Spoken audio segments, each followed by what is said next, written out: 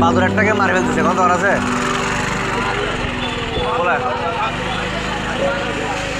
এটাকে আঘাত করা হয়েছে মাসে। কে মাসে? কে মাসে? কে ডাকেন ডাকেন। কত সুন্দর বাসায় দিছে। ডাল ডাল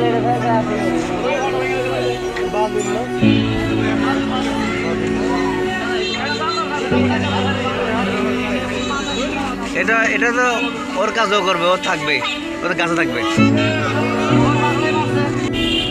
এখন এটাকে এদিকে আসো। তুমি তো মারছো এটাকে, এখন তুমি চিকিৎসা করো। এটা বন্য প্রাণী। এখন তোমার আমি এখন ত্রিপল লাইনে ফোন করবো। ত্রিপল লাইনে ফোন করলে তোমার এখন ফোন মারি এখন লয়ে যাবে পুলিশে। বাদুর একটারে আমাকে মারছে। কোনো দরকার আছে?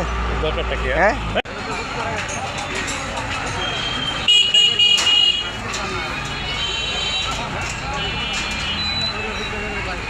এসব জিনিস আমার একদম মাইসেরে। আসসালামু আলাইকুম।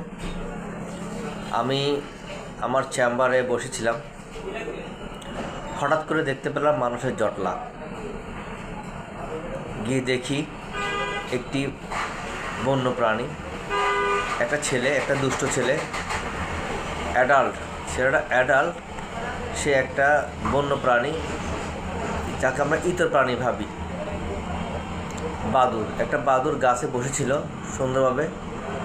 তাকে কোনো কারণ ছাড়াই সে ওটাকে ওখান থেকে ফেলে মারছিল এবং তার পা ভেঙে দেয়।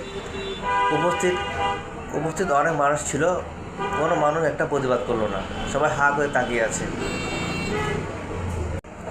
যদি কোনো মানুষ কোনো অন্যায় করে, সেটা ইতর প্রাণীর বেলায় হোক, মানুষের বেলায় হোক, যে কোনো কারণে হোক, আমাদের আশপাশ থেকে আমাদেরকে প্রতিবাদ করতে হবে। সেই জন্য আমার এই ভিডিওটা করা।